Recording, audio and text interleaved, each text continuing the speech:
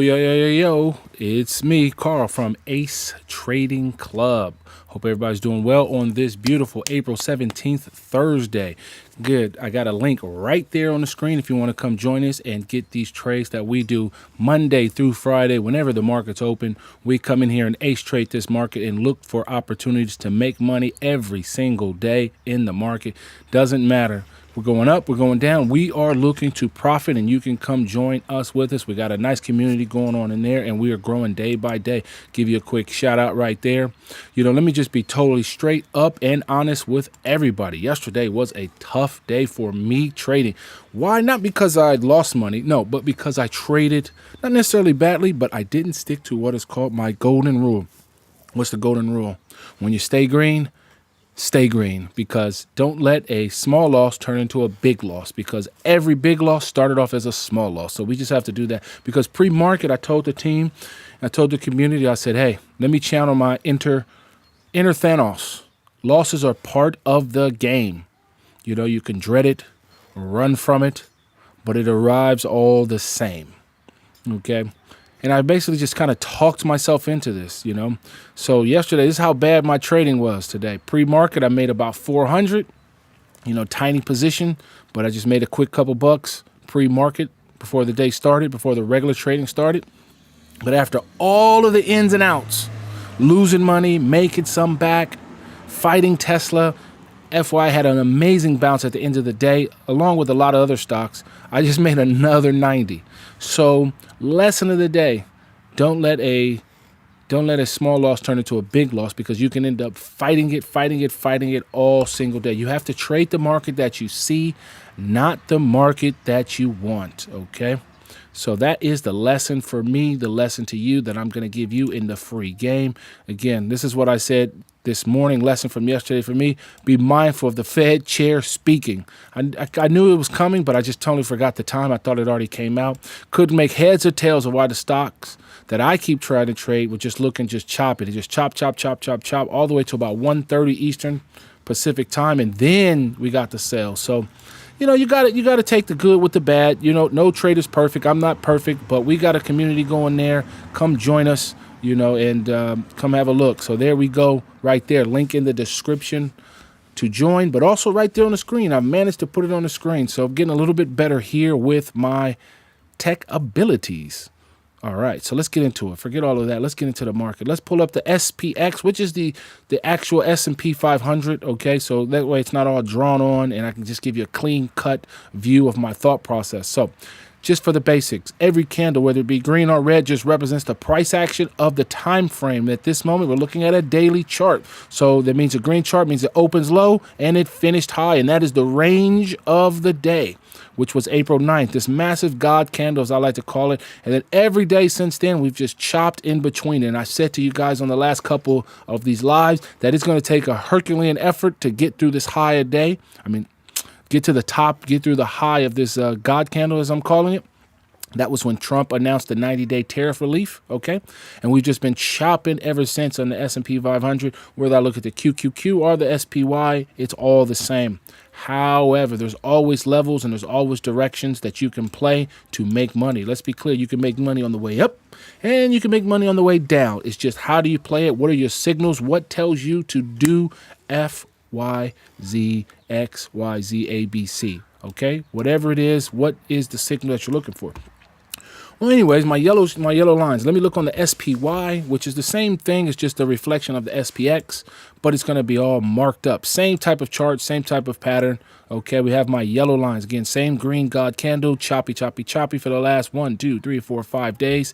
Again, I thought we'd take a Herculean effort to get up there, so I wasn't coming into this week, Monday, Tuesday, Wednesday, the last 3 red days, expecting it to go higher. I was actually expecting a rollover, expecting these little dips and then some pops. And we kind of got that. So if we look here on the sheet, you have that. You have these dips. So let's go to a 10-minute chart of yesterday. Let's look intraday into that. And this is what we got. So again, same thing that we're looking at. As I said again, each candle represents the price action of the day. We opened down here on the first 10 minutes, popped up, sold off, popped up eventually come about 11 o'clock, 12 o'clock. And then we just rolled over it and just kind of just chopped in this range. And then guess what happened? Powell started to speak, the Fed chairman, and boom, to the downside we went. Popped up a little bit, and boom, to the downside we went. And then eventually we popped, okay? So there's always levels between dropping and popping. There's always that's going on, okay? And, so it just was tough for me because I couldn't make heads or tails what was going on with the market. But let me show you the QQQ, because I like to call out the QQQ a lot to my traders because they like to trade it long and short. So I give them my thesis, my ideas, where the support is, where the resistance is. And if we break that support or you break that resistance, you should expect a move to the upside and a move to the downside. So it's not moving as crazy and as random as you might think. Let me show you on this chart here. If I highlight here with this arrow, you'll see that right there is the first 10 minutes, a pop up. And we just started chopping. We chopped for hours. We weren't making no directional moves. This is tiny range, just a few $2, $3 on the QQQ. A pop up and then it fell right back down. This yellow line represents my resistance line, which has been on the market, which has been on the screen all week and last week, okay, showing this. So these same lines, so is this yellow line down here, right? But eventually we started chopping, and everybody was just waiting on the Fed to speak. So it just chopped sideways for an hour. Once he spoke, it broke to the downside. But you have to understand, nothing goes straight down and nothing goes straight up, okay? So as it started to go down, where was support? Support here, 440, 438. That's the level of where I said the support would be, roughly, based on my yellow lines, based on my analysis of the chart.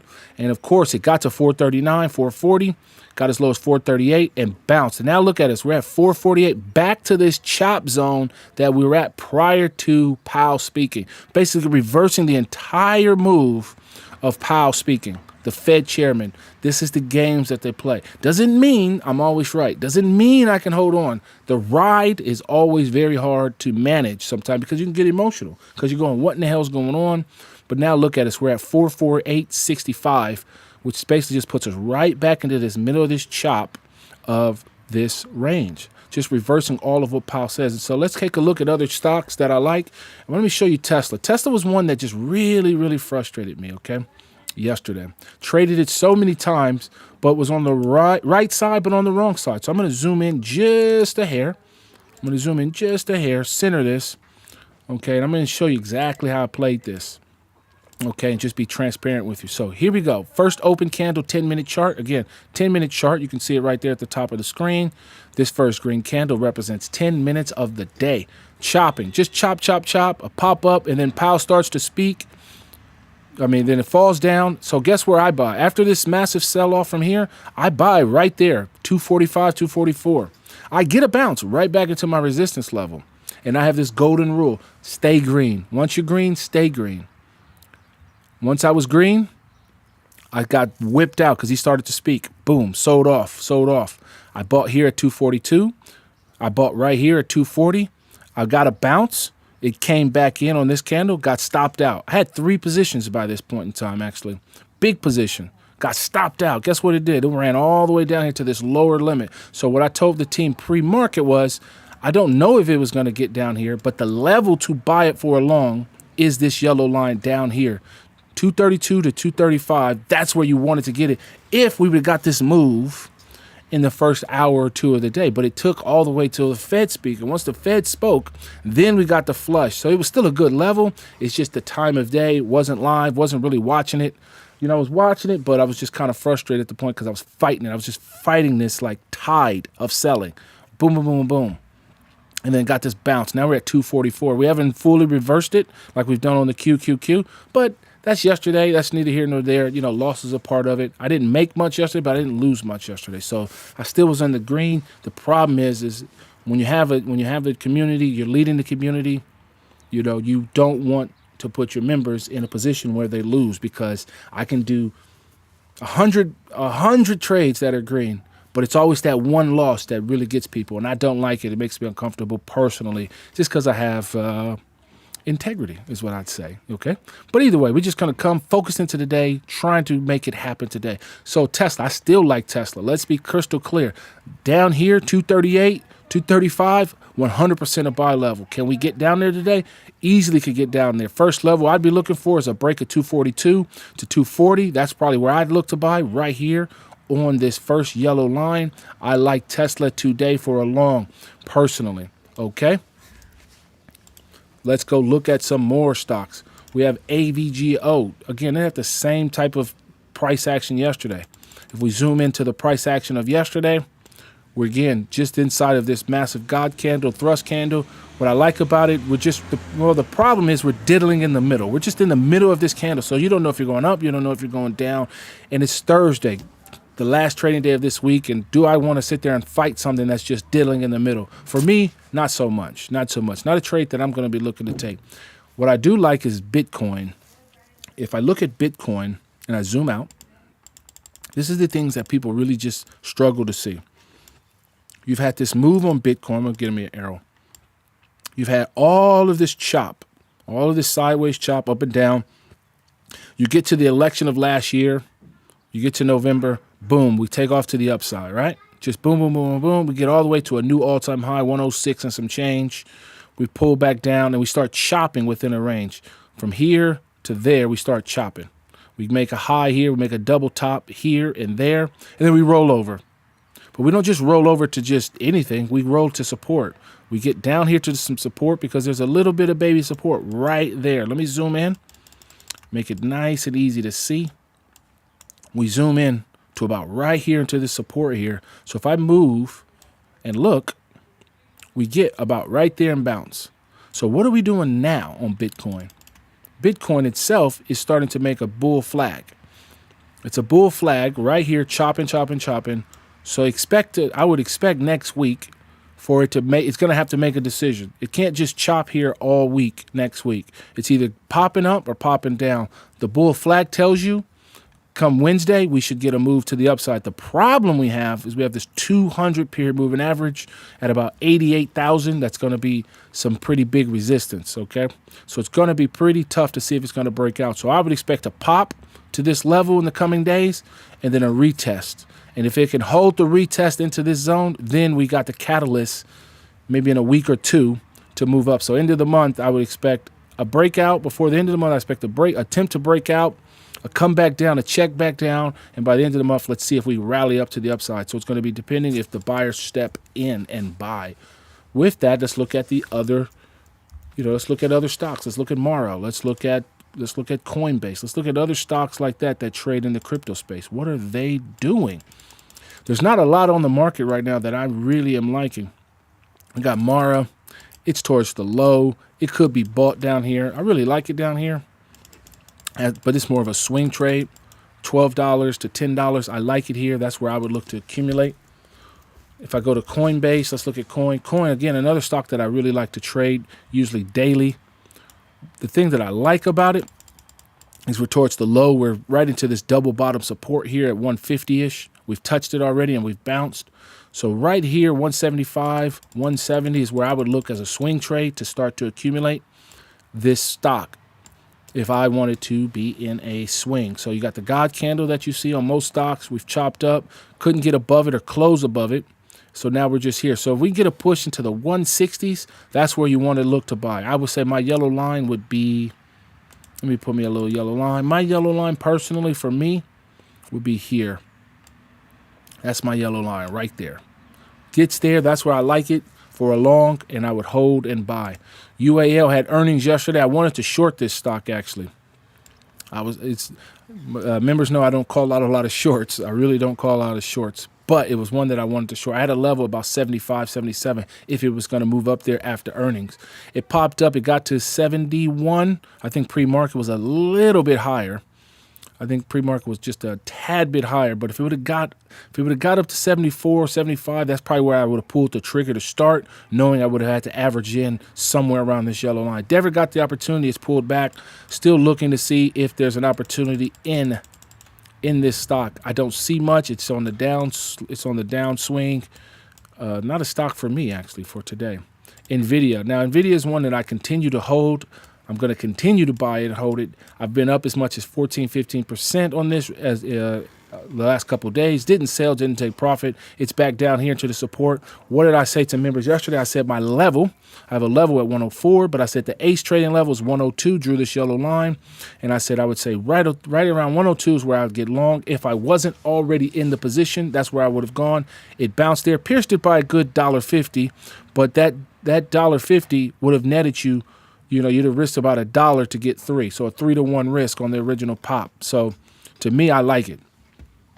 So I still like NVIDIA. If NVIDIA can get back into the 102s today, that's an interesting place where I'd look to buy for day trade. We've had TSM, Taiwan Semiconductors, just had earnings. Looking good. It's up 2-3%, giving a little of it back pre-market. Again, we still can't get through this God candle high a day. We're still chopping right in here. So let's see what it can make. It is one that I like today. If it can pierce 102.50, that's where my yellow line would be. So my yellow line today would be right here, 102.50. That's what I like to see. So let's see what we get. I got Tesla for 238, 240 is where I would look to get it today. I think we can get that. I think we maybe can get even more if we get the pull down. So I'll be watching that closely. Let's look at Palantir. Palantir is another stock that I like playing. Hopefully it's at the low 90s. Where's it at? Okay, it's in the mid 90s. If it can push, if this thing can push to the downside. Again, it's got to the upside of the God candle. It's closed above it actually, but now it's coming right back down. So my level for it, even though I like 82, let me move this yellow line. That line is done.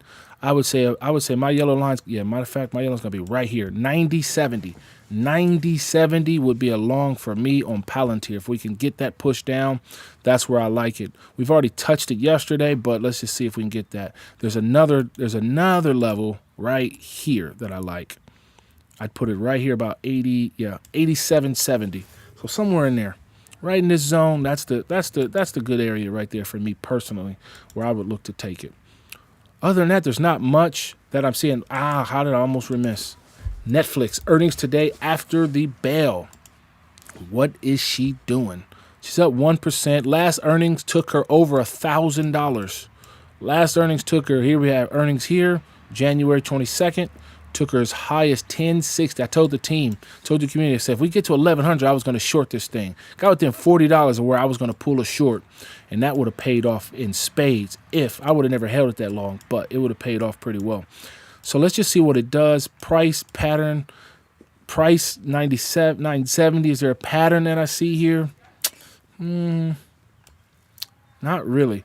If it was to dip on earnings into this blue line, this blue channel here, let me draw that out a little bit more.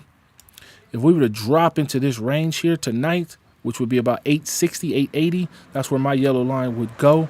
I'd be looking for a bounce there. So right about here, about right there.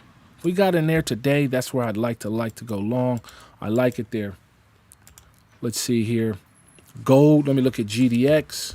GDX continues to be, for me, the canary in the coal mine. I'm watching it. I'm watching it pretty much daily. I'm looking for a signal that says all the buying is stopped, because what happens in the market is people are rushing into protection. Just look at what happened since Trump announced his tariffs. It's just taken off. It is just taken off. Why? Because people are running into gold as protection to these tariffs. So we could continue to move higher. This is the gold miners, GDX, GLD will look the same. You'll just see GLD. Look at that. Ever since we got word of Trump and his tariffs, we've just been running up, right? We had this pullback, and then it's just taken off. So the question is, where could it go? I mean, you could use Fibonacci extensions. You could use other methods to kind of understand where it could likely go. But at the moment, it's still powering up. So until I see some capitulation here, some signal in gold, that's going to be the canary in the coal mine for me. That's going to say, hey, we're done. People are going to rotate out of gold and get back into equities, because that's all that ever happens. You have to imagine, you have to understand the game that the hedges, not the hedge funds, the hedge funds do, the institutions do. What do they do? Again, unlike me and you, where we could say we could have our $100,000, our $1 million, we could sell a position, we'll just sit in cash maybe for a little bit, just kind of park it there. They have rules that they can't just sit it anywhere. They have to move that cash. Maybe they could sit it for a day or two, a couple of days, but they got to move that cash into something. So they can they can liquidate a Tesla position, an Amazon position. All that capital now has to then move into something else. So then they'll move it into something else. Usually if they're looking for protection, they'll put it in gold, they'll put it in, things like that, that the volatility, the risk isn't as dangerous as, say, an equity could be. Equity being Tesla, Amazon, a stock, really, right? So that's what's going on in the gold, Bitcoin. Let's have a look at, I wanted to look at one more thing. Does Eli Lilly have earnings coming? No, they don't have earnings till May, so nothing there. So Netflix is the big daddy of them all. Other than that, I'll see you on the charts. Link are right there. Link to join us is right there on the screen. Feel free to join. See you there.